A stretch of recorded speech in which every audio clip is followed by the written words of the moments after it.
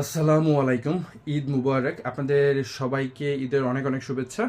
আজকে আমি রাজকুমার মুভির একটা কুইক রিভিউ দিব। Aritra gang and Rupam reviews. ওনাদের রিভিউজগুলো আমি রেগুলারলি ফলো আপ করি, আমার কাছে খুবই ভালো লাগে।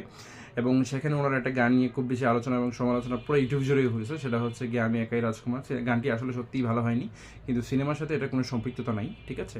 তো সিনেমাটা আপনারা খুব নিঃসন্দেহে দেখতে পারেন। সিনেমাটার মধ্যে খুব ভালো মানে কি বলে কমেডি আছে, লাইক লজিক্যাল কমেডি, যেটা লজিক্যাল একটা কমেডি যেটা সেটা আছে।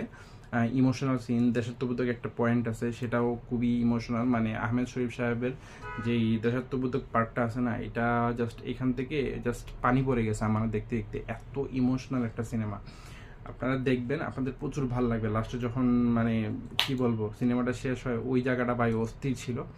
যাই হোক, আপনাদের অনেকের ভালো লাগবে। আসসালামু আলাইকুম, সুস্থ থাকবেন, ভালো থাকবেন, লাইক শেয়ার সাবস্ক্রাইব করতে কিন্তু ভুলবেন না।